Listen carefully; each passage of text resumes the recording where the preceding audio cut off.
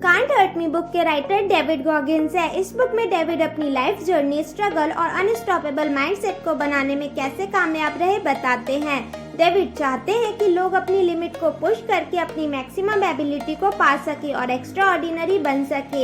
ये बुक एक winner mindset को बनाने पर फोकस करती है। आइए जानते हैं डेविड गॉगिन्स कौन है।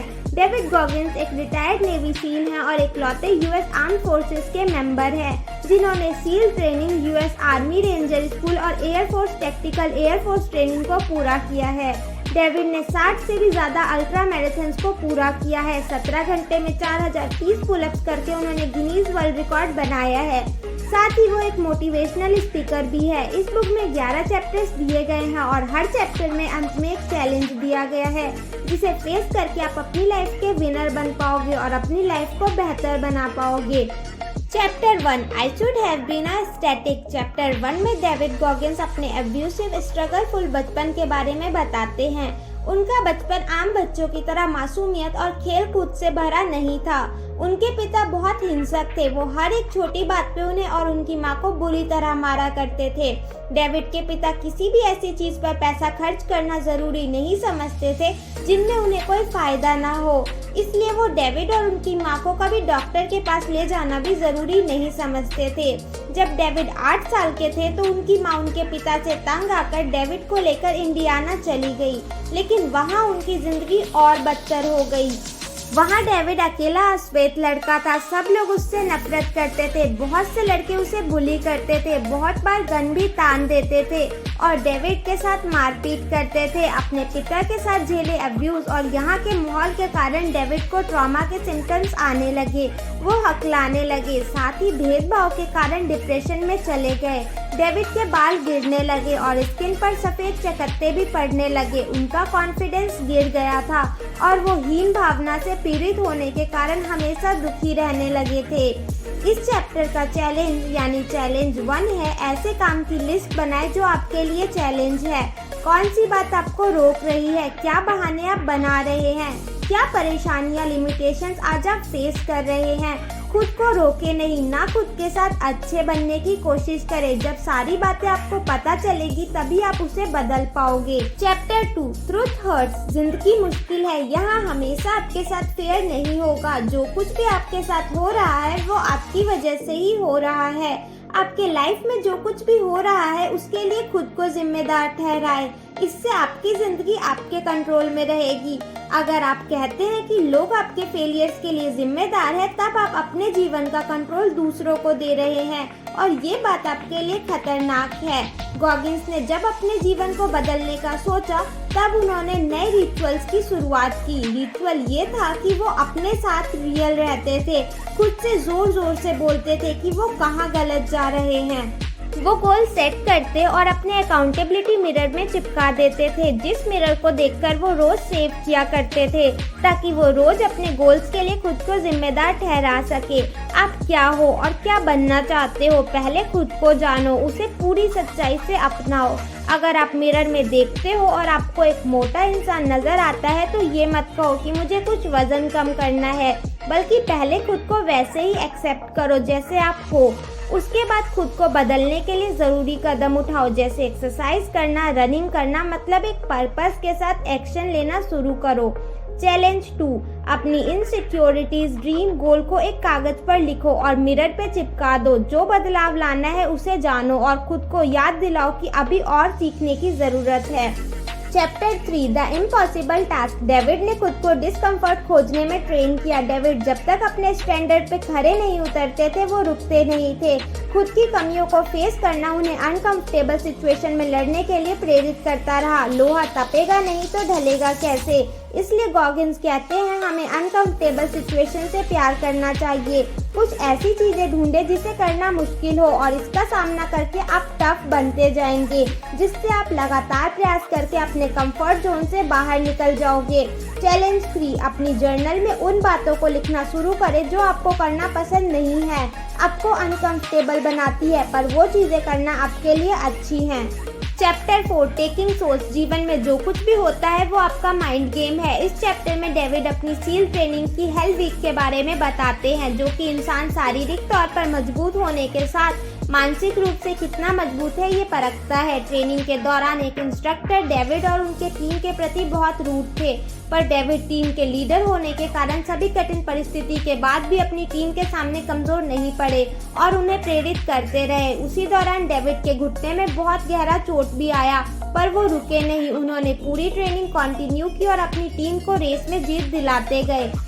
चैलेंज 4, कोई भी कंपटीशन हो आपके सामने या कोई व्यक्ति, चाहे वो आपके शिक्षक, कोच, बॉस या कोई नाराज ग्राहक हो, इससे कोई फर्क नहीं पड़ता कौन है। सम्मान पाने का और बाजी पलटने का एक तरीका है, वो है अपने काम को बेहतरीन प्रदर्शन करना। इसलिए अपने काम को बेहतरीन करें। Chapter 5, armoured mind. Armoured mindset इंसानी दिमाग को कठोर और मजबूत बना देता है और वो अपने दिमाग के सभी डर, इनसिक्योरिटीज के जड़ तक पहुंचकर उसे खत्म कर सकते हैं। ये इंसान को हर तरह की कठिनाई का सामना करने की मजबूती देता है। हेल वीक के दौरान डेविड का पाँव टूट गया था और उनके इंस्ट्रक्टर बहुत ही क्रूएल थे। वो कभी नहीं चाहते थे कि डेविड हेल वीक को पूरा कर सके, पर डेविड ने सभी चुनौतियों का सामना किया और उनकी परफॉर्मेंस दिन प्रतिदिन बेहतर होती गई। चैलेंज 5, उन चीजों के बारे में सोचो जिन्हें आप बदल सकते हो। एक लक्ष्य बनाएं और उसे महसूस करें कि जब वो पूरा हो जाएगा तब कैसा महसूस होगा। लक्ष्य के साथ रास्ते में आने वाली कठिनाई को भी सोचो और उसे कैसे पार करोगे उन सभी को विजुअलाइज करें। Chapter 6, it's not about a trophy. इस चैप्टर में डेविड एक मेथड के बारे में बताते हैं जिसे वो कुकी जार मेथड कहते हैं। ये एक ऐसी टेक्निक है जिसमें वो अपने सारे अतीत की सफलता, अचीवमेंट्स की लिस्ट बनाने को कहते हैं और लिस्ट को तब याद करने को कहते हैं जब आप कोई मुश्किल दौर से गुजर रहे हो। ये आपको याद दिलाता रहेगा कि आपने पहले कैसे मुश्किलों और परेशानियों में जीत हासिल की। ये कुकी जार जो आपकी सभी अचीवमेंट्स की लिस्ट है, हमेशा आपको मोटिवेट करता रहेगा। इसी के साथ इस चैप्टर का चैलेंज भी यही है कि आप अपनी अचीवमेंट्स का कुकी जार बनाएं। Chapter 7, the most powerful weapon. हम अक्सर अपने बेस्ट से कम पर सेटल हो जाते हैं, चाहे वो स्कूल हो, वर्क प्लेस हो या खेल का मैदान या फिर रिलेशनशिप हो। हम खुद तो कम पर रुक जाते हैं और अपने बच्चों को भी कम पर सेटल होना सिखा देते हैं और ये सब बाहर आता है और हमारे जीवन में झलकता है। चैलेंज 7, लाइफ एक माइंड गेम है। अकेला इंसान जिसके साथ आप खेल रहे हो वो आप खुद हो। सुबह जल्दी उठो, अपने आप को बेहतर बनाने के लिए फिजिकल ट्रेनिंग करो और ये सिर्फ आपको शारीरिक रूप से मजबूत नहीं बनाएगा बल्कि दिमागी रूप से भी आपको बेहतर बनाएगा। Chapter 8, talent not required. इस चैप्टर में डेविड 40% रूल्स की बात करते हैं। अधिकांश लोग अपने एबिलिटी का 40% ही इस्तेमाल करते हैं। ज्यादातर लोग अपने दिन का 4 से 5 घंटा ऐसे ही बर्बाद कर देते हैं और अगर आप उन समय को जान पाए और उसे सही इस्तेमाल करें तो आप अपनी प्रोडक्टिविटी बढ़ा पाएंगे। कहने का अर्थ ये है कि आप हर दिन को 24 घंटे के एक मिशन की तरह बनाएं, जिसमें आप अपने फिटनेस पर ध्यान दें, अपने खान पान को स्वस्थ बनाएं और अपने परिवार को क्वालिटी टाइम दें और अपने गोल्स के लिए भी समय दे सके। चैलेंज 8, इस चैलेंज में गॉगिन्स एक 3 वीक का चैलेंज देते हैं। पहले वीक में आपने सारे सप्ताह के कामों के लिए लिस्ट बनाए और ये लिखे कि किस काम में आप कितना वक्त लगाने वाले हैं। दूसरे सप्ताह में हर काम को 15 से 30 मिनट्स के टाइम ब्लॉक में बांट दे और जिस वक्त जो काम कर रहे हैं उसी पर पूरा ध्यान दे। तीसरे सप्ताह में आपके पास एक वर्किंग शेड्यूल होना चाहिए जो आपकी एबिलिटी को बहुत बढ़ा सके, पर इससे आपकी नींद में कोई अड़चन न आए। Chapter 9, uncommon amongst uncommon. जिंदगी एक चलते रहने वाला गेम है। इसमें हम हर दिन या तो बेहतर होते हैं या फिर बेकार होते हैं। सफर में मिल रही हर छोटी बड़ी जीत को सेलिब्रेट करें और फिर एक नया गोल, नया रूटीन बना लीजिए और उसे पाने के लिए फिर से शुरुआत कीजिए। चैलेंज 9, अपने आसपास के लोगों से बेहतर होने के लिए जो हो सकता है वो करें और अगर आप पहले से ही बेहतर अच्छा कर रहे हैं तो नंबर 1 बनने के लिए तैयार हो जाए। Chapter 10, the empowerment of failure. David Goggins delta training पास करने वाले थे पर वो चूक गए क्योंकि उनका ध्यान थोड़ी देर के लिए भटक गया था और इसके बाद वो पुलअप्स लगाकर वर्ल्ड रिकॉर्ड बनाने में भी फेल हो गए। उसके बाद उन्होंने आफ्टर एक्शन रिपोर्ट बनाया।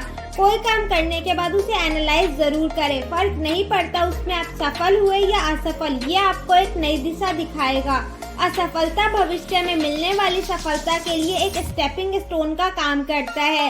ज्यादातर लड़ाइयाँ हमारे दिमाग में ही हारी और जीती जाती है, इसलिए आपके विचार पर नियंत्रण रखें। ध्यान दें कहीं कोई विचार आपको बर्बाद ना कर दे।